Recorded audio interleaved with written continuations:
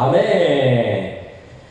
하나님의 일은 힘들어도 끝까지 해야 합니다. 라는 제목으로 하나님의 말씀을 증거하도록 하겠습니다. 아멘. 우리 장로님만 하나님의 은혜가 임하시기 바랍니다. 하나님의 일은요, 힘들어도 해야 돼요. 힘든 것이 좋은 거예요. 쉬운 거는 안 좋아요. 힘들어도 끝까지 감당해야 합니다. 그러면 하나님이 반드시 복을 줍니다. 30배, 60배, 100배. 저는 1000배, 만배로 하나님께서 복을 허락하여 주실 줄 믿습니다. 사랑하는 성도 여러분, 예수님의 사역은 순탄하지 않았어요. 예수님의 사역은 힘들었어요. 예수님이니까, 하나님의 아들이니까 예수님의 사역은 순풍에 돛단 듯이 순조로웠을 것이다. 절대 그렇지 않아요. 그 사실을 알 수 있는 것이 뭔지 압니까? 예수님은 가는 곳곳마다 기적을 많이 행했다는 거예요. 왜 기적을 많이 행했을까요? 왜 기적을 많이 행하죠? 안 믿으니까. 사랑하는 성도 여러분, 안 믿으니까 예수님이 기적을 행하는 거예요. 잘 믿는데 기적을 행할 필요가 뭐 있습니까? 안 믿으니까 기적을 행했어요. 예수님은 그들을 믿게 하려고 수많은 기적들을 행했습니다. 그런데 믿는 자들보다 병든 자들이 더 많이 몰려오는 거죠.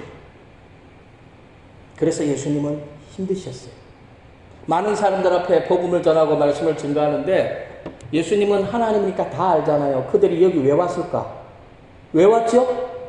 예수님의 말씀을 듣고 예수 믿기 위해서 온 게 아니라는 거 우리 예수님은 알거든요. 하나님의 아들이니까. 말씀을 증거하면서 예수님 마음이 얼마나 아팠을까요? 우리는 안 믿는 사람들이 기적을 보면 다 예수를 믿을 것이라고 생각하죠. 아닙니다. 절대 그렇지 않아요. 기적을 보고 예수 믿는 사람은요, 얼마 안 갑니다. 얼마 안 가서 뒤돌아섭니다. 병든 자들이 병 나오면 예수 믿을 것 같습니까? 안 믿습니다. 절대로 안 믿습니다. 내 병이 나오면 예수 잘 믿을게요. 거짓말하지 마십시오. 내 부자 되면 예수 잘 믿을게요. 거짓말하지 마십시오. 예수님은 안 속아요. 왜? 2000년 전에 예수님은 이미 속아봤거든요. 예수님은 안 믿어요. 그들의 목적은 예수 믿는 것이 아니에요. 그들의 목적은 병 낫는 게 목적이에요. 그 증거가 예수님이 기적을 가장 많이 행했던 가버나움, 고라신, 베세다 사람들이 더 예수를 안 믿는 겁니다. 예수님이 얼마나 힘들었을까요? 가버나움과 고라신과 베세다에서는요, 예수님의 사역에 거의 90% 이상의 기적이 이곳에서 다 행했어요. 죽은 사람도 살렸어요. 오병이의 기적도 베세다에서 행하셨잖아요. 그런데 이곳에 있는 사람들이 예수 안 믿어요. 아무리 힘들어도 믿는 자들이 많아지면 힘들지 않거든요. 그러잖아요. 우리가 전도하러 갔는데 힘들어요. 힘들지만 예수 믿는 사람들이 많으면 안 힘들다니까요. 기적까지 행했는데도 안 믿으니까 예수님이 얼마나 힘드셨겠어요. 그래서 예수님은 화를 내십니다. 뿐만 아니라 그들을 향해서 저주합니다. 뭐라고 저주하죠? 화 있을진저 라고 예수님이 저주까지 하죠. 사랑하는 성도 여러분, 복음을 전했는데도 믿지 않으니까 예수님은 그들을 저주했어요. 기적을 보여주었는데도 믿지 않으니까 예수님이 그들을 저주했어요. 그러므로 믿지 않는 것은 악한 거예요. 특별히 기적을 보고도 안 믿는 것은 진짜 악한 거예요. 믿지 않는 것은요, 불순종이에요. 그러므로 저와 성도님들이 예수를 믿었다는 거, 그것만큼 큰 은혜가 없고 큰 순종이 없는 겁니다. 그러므로 예수님을 힘들게 한 것은 기적을 체험하고도 예수 믿지 않는 사람들입니다. 그래서 예수님의 공생의 기간이 힘들었죠. 저와 성도님들도 예수님의 길을 걷는 자들입니다. 그래서 우리를 예수님의 길을 걷는 사람들이라고 해서 우리를 영어로 뭐라고 부르냐면 크리스찬이라고 그러죠. 크리스찬. 예수님이 힘들어하셨던 것처럼 우리도 이 세상에서 힘든 길을 걸어가야 됩니다. 예수님도 힘들었는데 우리는 편하면 되겠습니까? 우리는 편할 수가 없죠. 우리는 힘든 길, 예수님의 길을 걸어가는 자들입니다. 예수님이 십자가를 지면서까지 그 길을 걸어가셨던 것처럼 우리도 예수님처럼 예수님의 길, 십자가의 길을 걸어가야 됩니다. 사랑하는 성도 여러분, 프로와 아마추어의 차이가 압니까? 프로, 아마추어. 프로는 어떤 사람들을 가르칠까요? 프로는요, 힘들어도 합니다. 프로는요, 끝까지 합니다. 될 때까지 합니다. 기어이 성공시킵니다. 이것이 프로입니다. 아마추어는요, 힘들면 불평하지요, 원망하지요. 그리고 결국은 어때요? 포기합니다. 아마추어 하면 성경 속에서 누가 생각이 납니까? 광야 생활하던 이스라엘 백성들이 생각나지 않습니까? 가나안 정탐꾼으로 갔던 10명의 정탐꾼들이 생각나지 않습니까? 이들은 어떻게 했지요? 그들이 말한 대로 가나안 땅에 못 들어갑니다. 그들이 말한 대로 광야에서 다 죽어요. 그러므로 아마추어로 살면 하나님의 축복과 관계없는 삶을 살다가 결국 비참하게 죽습니다. 저와 성도님들은 아마추어가 되면 안 됩니다. 프로가 되어야 돼요.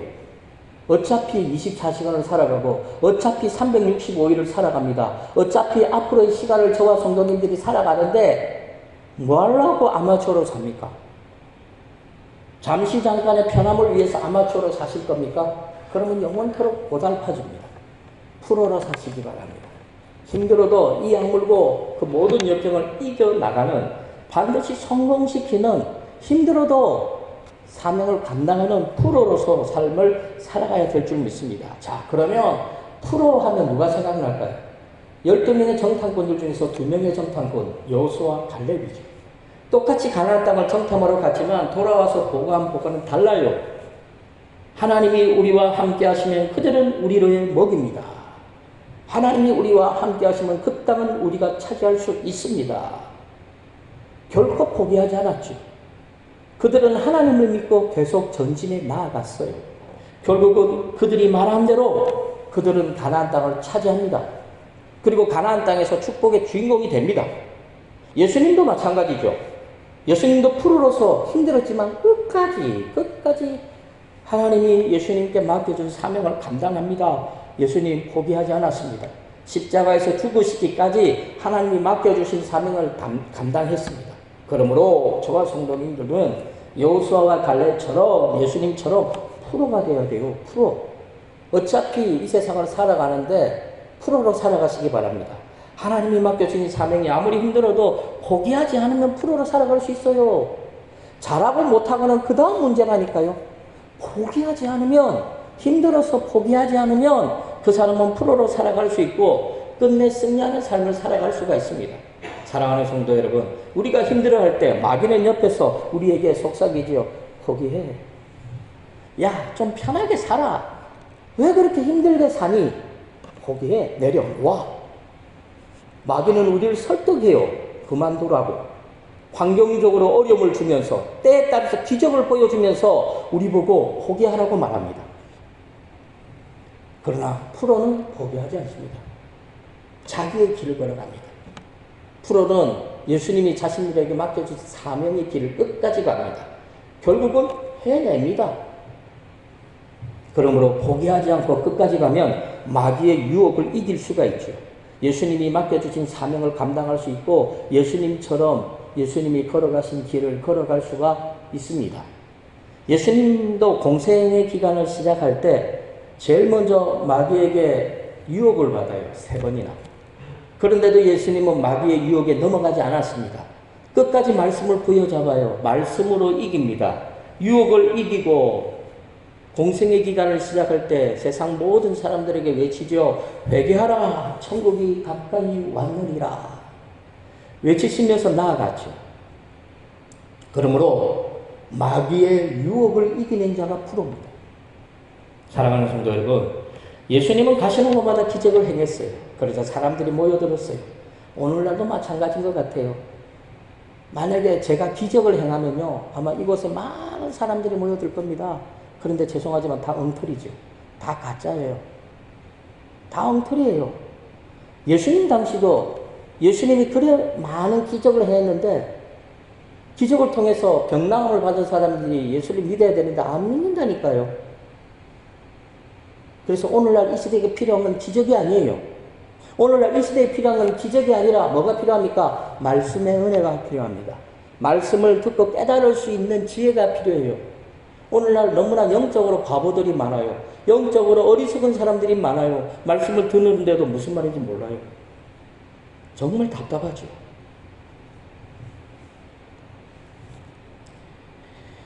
예수님 당시도 사람들은 기적 때문에 예수님께 모여들었어요.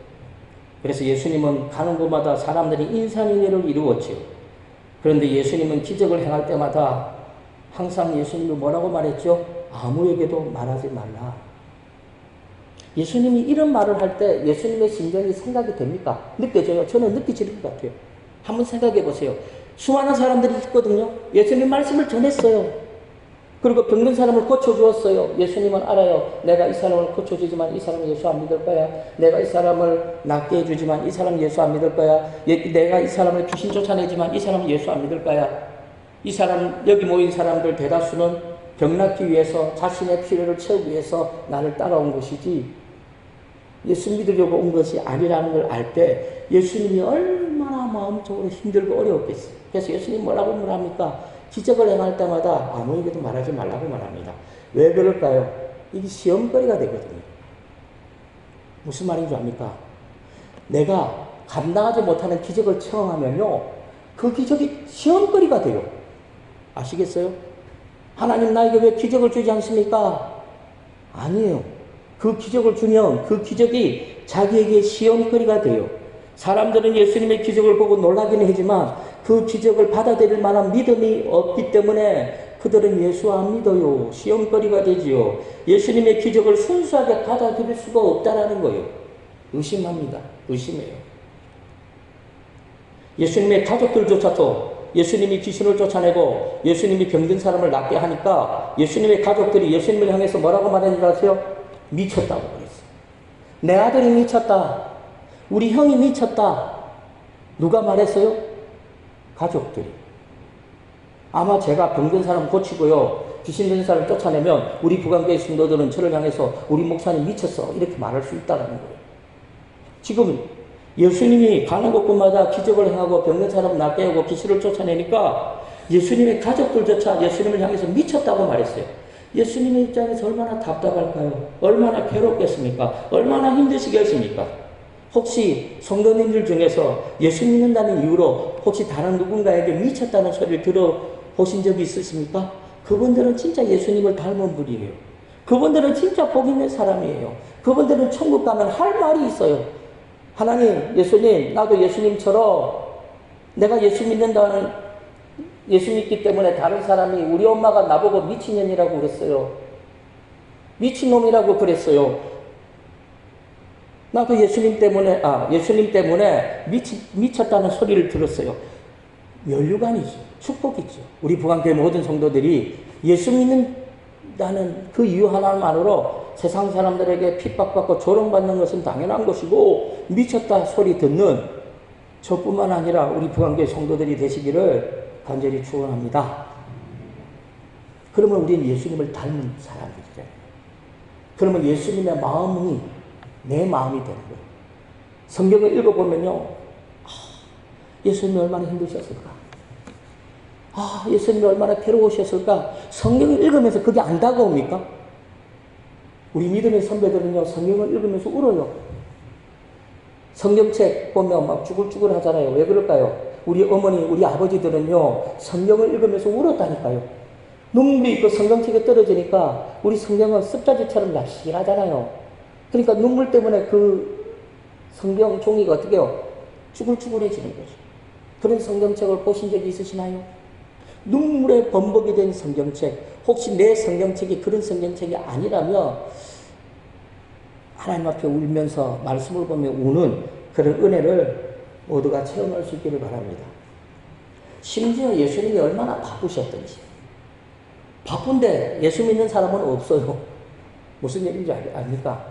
예수님이 식사를 할 겨를도 없는데 예수님의 말씀을 듣고 예수님의 기적을 보면서 예수 믿는 사람이 없어요. 얼마나 예수님이 힘드셨을까요? 그러므로 하나님의 일을 한다는 거는요, 어려운 거예요. 쉽지 않은 거예요.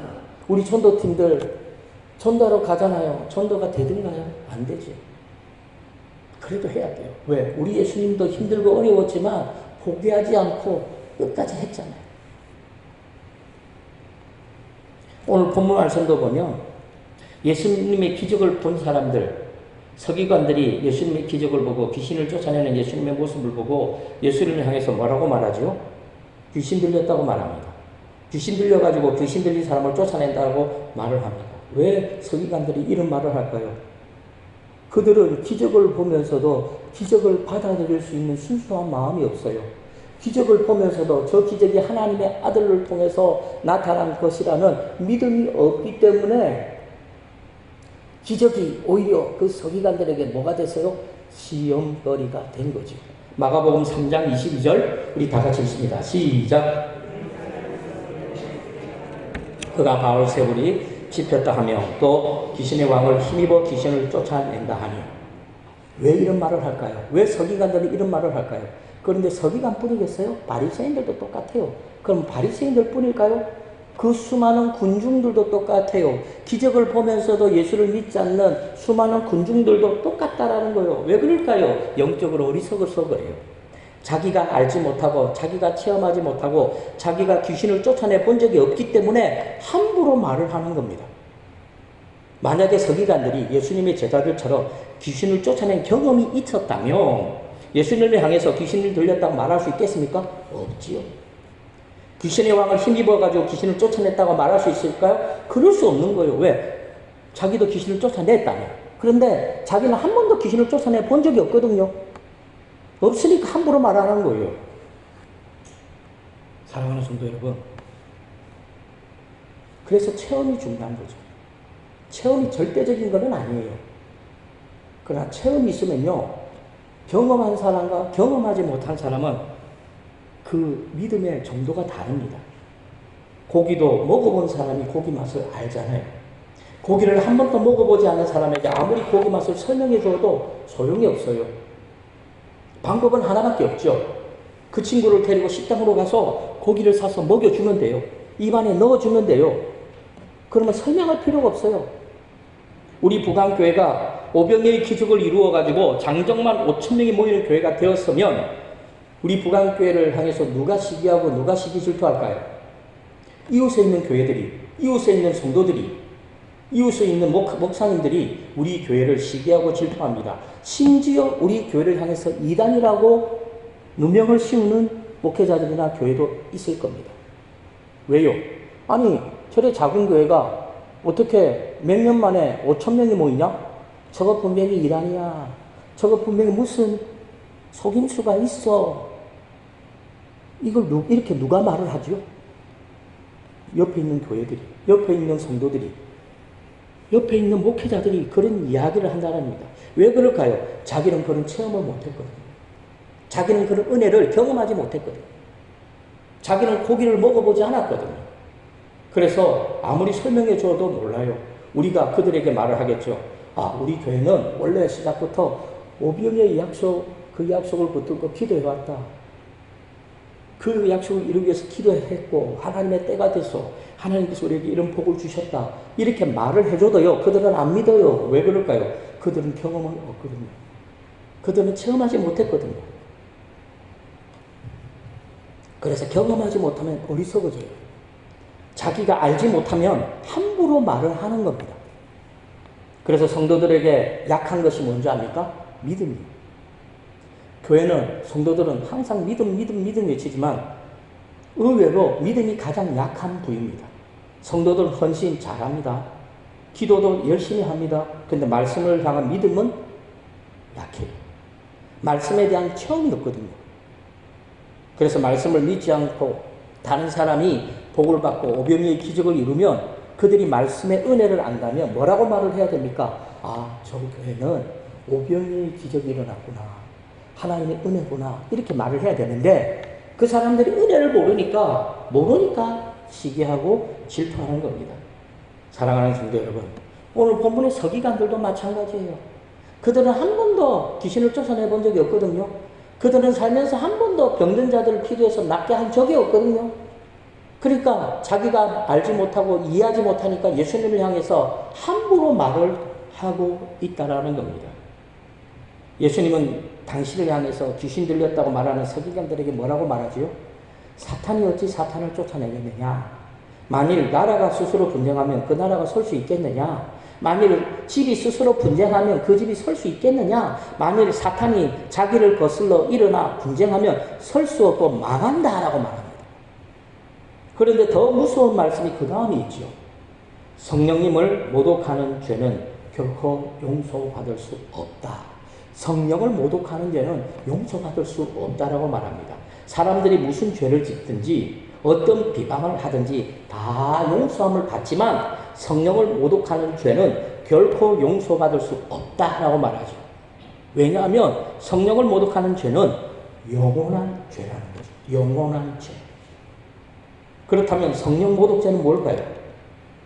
성령을 모독한다는 것은 말로 하는 거예요. 말로. 무슨 얘기인지 아시죠? 말로 하는 거예요. 말로서 성령을 모독하는 거예요. 말로서 성령을 모욕을 주는 거죠. 말로서 성령을 거역하는 거라니까요. 누가복음 12장 10절을 읽어봅니다. 시작. 누구든지 말로 인자를 거역하면 사하심을 받으려니와 성령을 모독하는 자는 사하심을 받지 못하리라. 여 앞에도 말로 성령을 모독하는 자는 사하심을 받지 못하리라. 결국 뭐요? 요거예요. 이 말 함부로 하면 안 되는 거예요.